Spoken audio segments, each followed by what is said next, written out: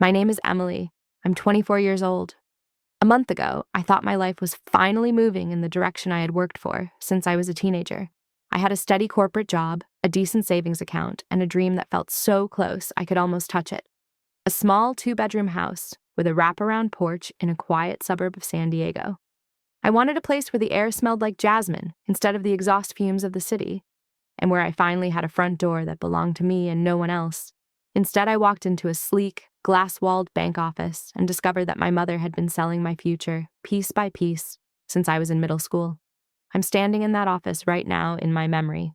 I can still smell the faint or chemical scent of high-end floor wax and the burnt aroma of the complimentary coffee sitting in a cardboard cup on the desk.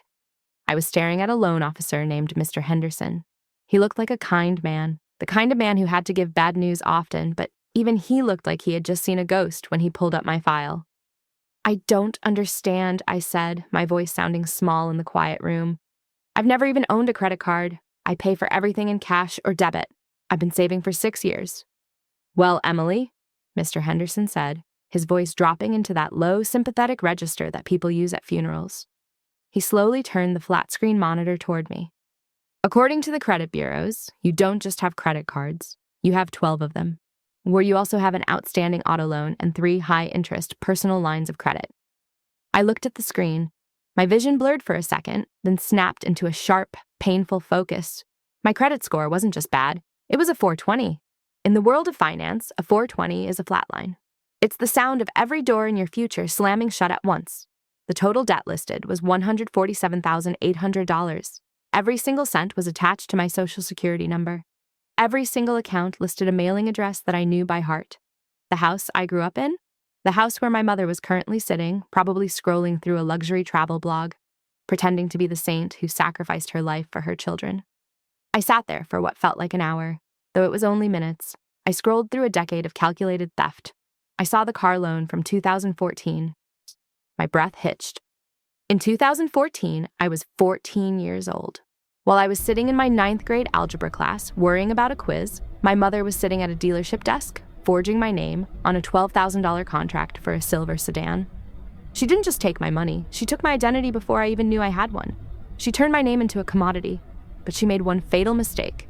She thought I would stay the quiet, understanding daughter she had spent years grooming. She thought I would keep her secret to save the family. If you've ever been told that you owe your parents for the privilege of being born, you need to stay until the end of this story, because I'm going to show you exactly what happens when a birthing fee meets a daughter who has finally run out of forgiveness. Before I show you how I dismantled her life, I have to ask, if you found out your mother stole your entire future, would you protect her or would you protect yourself? Let me know in the comments, because my choice didn't just break my family, it erased them. I grew up in a house that felt like a stage set. My mother, Diane, was obsessed with the way things looked from the sidewalk. In San Diego, that kind of obsession is a full-time job. She spent hours manicuring the lawn, choosing the exact right shade of eggshell for the shutters, and making sure I was always dressed in brands we couldn't actually afford. "We have a reputation, Emily," she'd tell me, her fingers digging into my shoulders as she straightened my collar before school. "People judge you by the surface. If the surface is cracked, they think you're trash. Whoa. Do all of this so you never have to feel like you're less than anyone else." I was 14 when the silver car appeared in the driveway. It was a sleek, late-model sedan that looked like it belonged to a high-powered executive, not a single mother working a mid-level administrative job. I remember the way the sun glinted off the chrome and the smell of the rich black leather inside. "It's a miracle, Emily," she had squealed, twirling the keys around her finger. "I won a small settlement from that old workplace injury. We finally have something nice. We finally look like we belong." I felt so proud of her. I felt lucky. I spent my weekends washing that car, making sure not a speck of dust touched the paint. I didn't know that every time I touched the door handle, I was touching a debt that I legally owned. I didn't know that my mother had spent months practicing my signature, a shaky teenage script, until she could mimic it perfectly on a bank contract. By the time I was 16, the tension in the house began to shift. The miracles stopped happening, and the sacrifices began. My mother started sitting at the kitchen table late at night, the only light coming from a single lamp that cast long, jagged shadows against the wall. She would have piles of envelopes spread out before her, her face pale and drawn. I just don't know how I'm going to do it this month, Emily, she'd whisper, her voice trembling. The world is so expensive. It's so hard being a single mother. I give up everything for you and your sister. I haven't bought myself a new pair of shoes in a year. I looked at the designer heels she had bought the month before, but I didn't say anything. The guilt was already a living thing inside me. I felt like a burden. I felt like every meal I ate was a theft from her. When I turned 18 and got my first job at a local diner, I didn't even wait for her to ask. I came home on a Friday afternoon and put my entire paycheck on the table. For the bills, Mom, I said. She didn't say thank you. She just sighed, swept the cash into her purse, and patted my hand. You're a good girl, Emily. You're finally starting to understand the weight I've been carrying for you. It's only fair that you help out, since you're staying here for free. I worked through every holiday. I worked through every summer break. While my classmates were posting photos from bonfires at the beach or road trips to the mountains, I was scrubbing grease off industrial vents and taking double shifts until my vision went blurry from exhaustion. When I got into college, I thought the distance would help. I moved into a tiny, cramped dorm room and took on 2 part-time jobs while carrying a full course load. I was constantly tired, constantly hungry, and constantly worried about money. In my sophomore year, I hit a breaking point. My car, an old, beat-up Honda I'd bought with my own savings, needed a new alternator, and I didn't have the $300 to fix it. I had $40 in my bank account to last me until the end of the month. I called her crying, Mom, I'm so sorry to ask, but can I borrow just $200? I can't get to work without the car. I'll pay you back double next month. Oh, I promise. The silence on the other end was like a physical blow. Borrow money? She finally asked, her voice dripping with ice. Emily, do you have any idea how much I'm struggling here? Your sister needs a new laptop for school, and the property taxes just went up. You're being incredibly selfish. You have jobs. You're an adult. Why are you trying to take food out of our mouths? I apologized until I was breathless. I felt like a monster. I spent the next 2 weeks walking 3 miles to campus in the rain, eating nothing but plain white rice and the occasional packet of crackers I could find in the student lounge. Then, on a Friday night, I opened the Facebook. There she was. My mother was standing on a white sand beach in Hawaii. She was wearing a flowing silk cover-up and holding a cocktail that probably cost more than my weekly grocery budget. The caption read, "Sometimes you just have to say yes to yourself. Hard work pays off." I stared at that photo until the screen timed out. I told myself she earned it. I told myself she must have found a way to save. I was 20 years old, and I was so deeply brainwashed by her narrative of sacrifice that I couldn't see the truth even when it was tagged in a photo. I didn't know that the $5,000 for that trip had been charged to a premium gold card that had been opened using my social security number. I didn't know that the hard work she was talking about was the 5 minutes it took her to forge my name on the online application while I was at my shift at the diner. The pattern was fully locked. I was the silent bill payer, the emotional support animal, and the secret line of credit. She was the star of the show, living a life of brunch and boutiques on a continent I couldn't afford to visit. I told myself it was normal. I told myself this was just what family meant. But last year, as I prepared to buy my own home, the escalation became impossible to ignore. The house of cards was about to fall, and my mother was already reaching for the matches. The shift from the responsible daughter to the witness happened on a Tuesday afternoon that felt like a nightmare, in slow motion. After I left the bank, I didn't go back to the office. I couldn't sit in a cubicle and pretend to care about marketing data when my entire financial existence had been hollowed out like a rotted tree. I drove toward my mother's house. My hands were gripped so tightly on the steering wheel that my knuckles looked like white stones under my skin.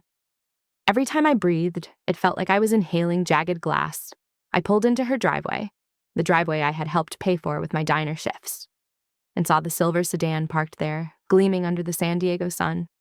I sat in the car for a moment, listening to the engine tick as it cooled. I looked at that car and finally saw it for what it was, a $12,000 theft. I saw the house, with its perfectly manicured lawn and its fresh coat of eggshell paint, and realized I was looking at a monument built on my stolen future. I walked inside without knocking.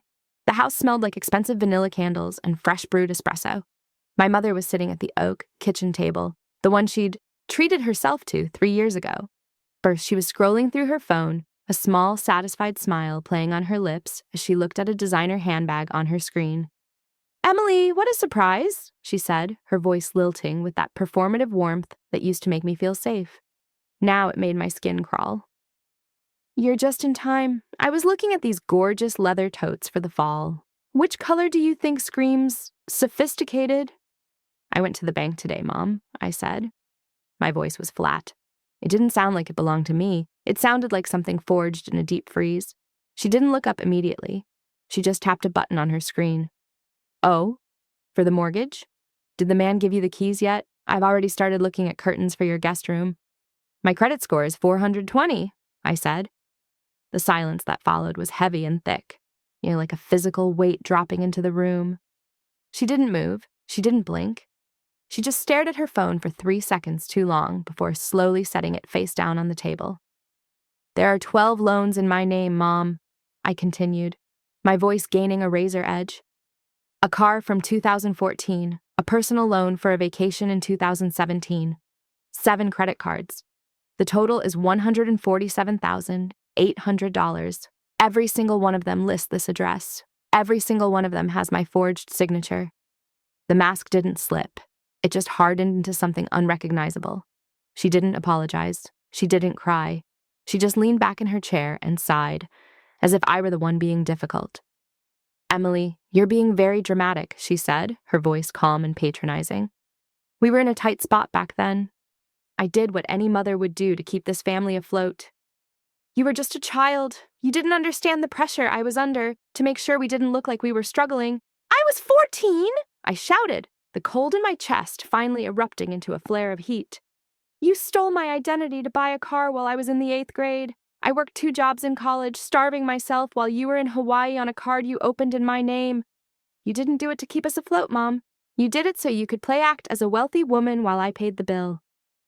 She stood up slowly. She was taller than me, and she used that height now, looming over me with a look of pure, icy entitlement. I brought you into this world, Emily, she said, her voice dropping into a low, dangerous hiss. I spent 24 years feeding you, clothing you, mutt and sacrificing my youth to raise you. Do you have any idea what that cost me? I could have had a career. I could have had a life of my own. Instead, I had you. She stepped closer, her face inches from mine. I could smell the expensive coffee on her breath. You act like I robbed a stranger. This isn't theft, you ungrateful girl. This is just your birthing fee. You owe me your life, Emily. The least you can do is let me use your name for a few favors to make my life a little more comfortable. It's not like you were using it for anything important. My life is important, I whispered, my voice trembling with a mixture of shock and fury. My house was important. My future was important. You have a future because I gave you one, she snapped. She slapped her hand against the oak table, the sound echoing like a gunshot. Now! You can stop this ridiculous tantrum and go home. I have a lunch date at 1, and I don't want to be in a bad mood for it. You'll understand eventually. You always do. I looked at her, really looked at her, and for the first time in 24 years, the fog cleared.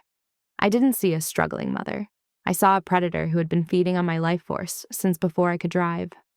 A strange calm settled over me. The fear was still there, but underneath it was something new. A quiet, steady determination. I was not just a kid waiting to be rescued anymore. I was the witness. I'm going to give you 24 hours, I said. My voice was no longer shaking, it was ice. You go to a debt specialist. You put this house up as collateral, and you take every single one of those debts out of my name.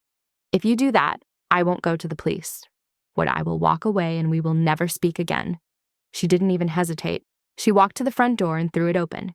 Get out, she said, and don't bother coming back until you've learned some gratitude. You'll realize soon enough that you need me a lot more than I need you. I walked out. I didn't look back at the silver car. I didn't look back at the eggshell-painted shutters. I got into my car, drove 3 blocks away, and pulled over.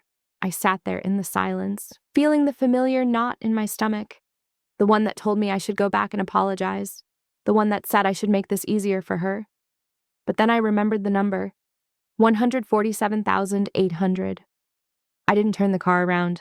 I didn't go home to cry. I drove straight to an office supply store and bought a professional blue folder and a pack of dividers.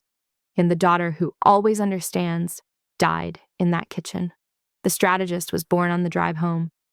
That night, my studio apartment felt like a war room. I didn't turn on the overhead lights. I just sat in the glow of my laptop, the blue light reflecting off the windows. I felt a physical sensation in my chest. Something went very, very cold. It was the feeling of a switch being flipped. I opened my laptop and created a folder on the center of my desktop. I named it in all caps, Evidence. This was the ritual. This was the moment I stopped being a victim and started being a case. I pulled up every credit report I had downloaded at the bank. I pulled up the scans of the car loan from 2014. I pulled up the Hawaii travel receipts I had found by digging through her old email on the family computer years ago, name which I had saved just in case back then without even knowing why. I grabbed the thick blue folder. I started printing. The sound of the printer was the only noise in the apartment, a rhythmic, mechanical churn that felt like the gears of justice finally turning. 2014, $12,000 auto loan. I looked at the signature. It was a shaky, loops and lines version of my 14-year-old handwriting. I had never seen that document in my life. 2017, $5,000 personal loan. The date matched her Hawaii trip perfectly. 2019 to 2025, 7 different credit cards. Total balances, $82,000.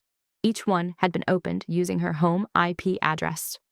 I grabbed a notebook and wrote in big letters at the top of a page, "The cost." Under it, I scribbled, 10 years of my name, $147,800, my first home. I didn't know exactly what I would do with that yet. But writing it down made something inside me shift. This wasn't just a family argument, it was a crime. I opened Google, I typed, identity theft by parent. Then, parental financial exploitation laws, California. Article after article appeared. I spent hours reading legal blogs and victim forums. There was a word for what she did. It wasn't borrowing, it was aggravated identity theft. It was forgery. It was financial fraud. It's an actual crime, I whispered to the empty room. I'm not crazy. I'm not unstable. I'm a victim of a crime. I called my friend Sarah. She was a paralegal at a firm downtown and the only person I knew who wouldn't tell me to just forgive her because she's your mom. Emily, it's midnight. What's wrong? I told her everything. I told her about the car, the 420 score, and the birthing fee line. There was a long, heavy silence on the line. I could hear Sarah's sharp intake of breath. Emily, listen to me, Sarah said, her voice deadly serious. That's not normal. That's not just a tight spot. What she did is a felony. She systematically dismantled your financial future to fund a lifestyle she didn't earn. If you don't report this, you will be paying for her birthing fee until you're 50. I keep feeling guilty, I admitted, my voice cracking. She's my mother. If I report this, she loses everything. She already took everything from you, Sarah snapped. Family doesn't give her permission to harm you. Love without respect is just control, Emily. She doesn't respect you. She respects your social security number. That was the validation I needed. The professional, cold truth. I spent the next 3 days in a research montage. I didn't go to the beach. I didn't see friends. I sat with my laptop and my blue folder. I learned how to file an FTC identity theft report. I learned how to freeze my credit so she could never open another account again. I found that she had even used my name to co-sign on a lease for a studio space she used for her failed interior design hobby 2 years ago. Another $12,000 in unpaid rent that was currently sitting in collections under my name. I printed that too. I wasn't going to have another quiet conversation in her kitchen. I wasn't going to give her another chance to gaslight me. I knew that the annual family reunion was coming up in 4 days. All 20 of our relatives would be there, including my grandmother, who prided herself on family honor, and my Uncle Mark, who had spent 30 years as a detective before retiring. My mother loved an audience. She loved being the center of attention, the saint of the family.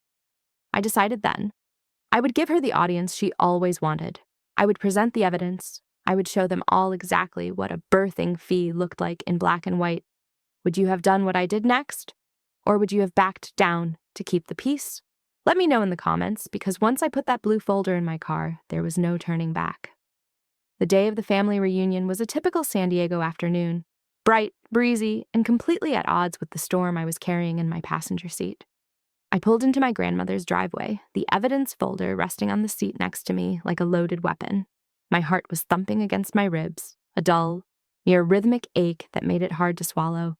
My hands shook as I gripped the steering wheel, so I sat in the car for a full 5 minutes, practicing my breathing.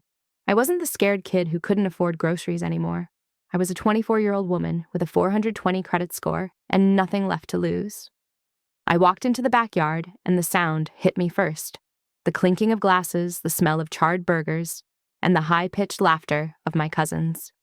In the center of it all was my mother. She was wearing a new linen dress, likely paid for by the emergency relief credit card she'd opened in my name last November, and was holding court with my Aunt Sarah and grandmother. "Oh, it was so hard when Emily was in college," my mother was saying, her voice dripping with practice martyrdom. "I worked myself to the bone just to make sure she had everything she needed. I never wanted her to feel the weight of a single bill." I felt my jaw lock. My voice stayed flat as I walked up to the group. "That's a beautiful story, Mom. Almost as beautiful as the one you told the bank." The circle went quiet. My mother's smile didn't drop. It just froze, like ice forming over a pond. "Emily, you made it. We were just talking about you." "I know you were," I said. I didn't wait for an invitation. I stepped into the center of the circle and set the thick blue folder down on the patio table, right next to the potato salad. "What is this?" my grandmother asked, peering through her bifocals. "It's a history lesson," I replied. I looked my mother straight in the eye. "I gave you a choice, Mom. I told you to make it right. You told me I was paying a birthing fee. So I decided to let the whole family see the invoice." I opened the folder. The first page was the $12,000 car loan from 2014. "Look at this, Aunt Sarah," I said, sliding the paper toward her. "You remember that silver car Mom bought when I was 14? The one she said she won in a settlement? Here's the loan agreement. Look at the signature. It's my name. I was in the 8th grade." Aunt Sarah took the paper, her eyes widening. "Emily, this can't be right. You were a child." "She wasn't a child to the bank," I said. My mother lunged for the folder, her face contorting into a mask of rage. "Give me that! You're embarrassing yourself, Emily. You're mentally unstable. You're making things up because you're jealous." "Jealous of what?" I snapped. "Jealous of the $5,000 vacation you took to Hawaii while I was eating crackers in my dorm room." I pulled out the credit card statement from 2017. "Here are the charges, Grandma. Flight, hotel, drinks, all charged to a card opened with my Social Security number. While I was working 2 jobs to pay for my own books, Mom was vitamin C'ing on my credit." My grandmother started to shake. She looked at the papers, then at my mother. "Is this true? Did you sign her name?" "It was for the family," my mother screamed. She was sweating now, the linen dress clinging to her as she scrambled for a lie that would stick. "I did it for her. I kept a roof over her head." "With my money," I shouted back, my voice finally breaking its flat tone. "I did the math, Mom. Do you want to hear the total?" "On, because I have it right here." I flipped to the final page of the spreadsheet. I let the silence hang for a long, heavy moment. "March 2014 to last month," I said, my voice dropping to a whisper that carried across the entire yard. $12,000 for a car, $8,000 in personal loans, $127,800 across 12 different credit cards. The total, including interest and late fees that I am legally responsible for, is $147,800. The entire backyard went deathly silent. My Uncle Mark, the retired cop, stepped forward. He took the folder from Aunt Sarah and began flipping through it with a professional clinical focus. "These are forged," Mark said, his voice low and dangerous. He looked at my mother. "I know your handwriting, Diane. This is you pretending to be a teenager." "Mark, stay out of this," she shrieked. "She's my daughter. She owes me." "She doesn't owe you a felony, Diane," Mark replied. My grandmother started crying, not the loud, dramatic sob my mother used, but a quiet, broken sound. "You're a disgrace," she whispered. "To use your own child, to steal her future before she even had a chance to start it. You are a disgrace to this family name." My mother realized then that the audience had turned. She didn't feel guilty. She felt trapped. She lunged at me again, her hands clawing for my face, screaming that I was an ungrateful brat, that she should have left me at the hospital. Uncle Mark caught her by the arms. He held her back with the ease of someone who had spent 30 years handling criminals. "I already called them, Mom," I said, holding up my phone. "The police are 5 minutes away. Warden, I've already filed the affidavit with the FTC." "You wouldn't," she gasped, her face draining of color. "I'm your mother." "A mother protects her child's future," I said. "A predator steals it. I'm just a victim reporting a crime." 5 minutes later, the sirens cut through the quiet neighborhood. 2 officers walked into the backyard. They didn't see a struggling single mom. They saw a woman being restrained by a retired officer and a folder full of forged government documents. As they clicked the handcuffs onto her wrists, I didn't feel a rush of joy. I felt a strange, hollow peace. "Emily, please!" she sobbed as they led her toward the cruiser. "Tell them it was a mistake. Tell them we'll fix it."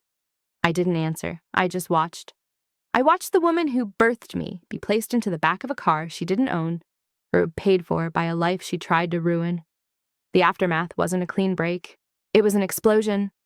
Within an hour of the arrest, my phone started buzzing. I set it face down on my grandmother's kitchen table, but the vibration was constant, like a trapped insect. In less than an hour, I had over 70 notifications, 70 messages. Ryan, Mom, Lisa, Chloe. The group chat exploded. I set it face down and let it buzz. I opened the family group chat and scrolled back. There it was, in my sister's own words. "How could you do this? She's going to jail. Who's going to pay the mortgage now?" I took a screenshot. Timestamp and all. Then I forwarded it to my lawyer. Her reply, "Thank you. This helps." Every word they sent was building my case, but the consequences started falling like dominoes. First, because the free money from my name was gone. My mother couldn't make the payments on her own house. It went into foreclosure within 4 months. Then, the silver car was repossessed. A week later, Aunt Sarah and my grandmother officially cut her off. They realized that some of the money she borrowed from them over the years had likely been used to pay down the interest on the cards she took out in my name. By the time her court date arrived, she looked smaller somehow. She was sentenced to 3 years of probation and ordered to pay $200 a month in restitution. It's a joke compared to $150,000, but it's a legal admission of financial exploitation. The most shocking part came 2 months ago. My mother was serving a short stint in county lockup for a probation violation. My phone alerted me to a new credit inquiry. She had used a smuggled phone in prison to try and open a new card in my name. She was sitting in a cell for stealing my identity, and her first instinct was to do it again. New charges are pending. This time there won't be probation. These days my life is quiet. I live in a small 1-bedroom apartment on the edge of the city.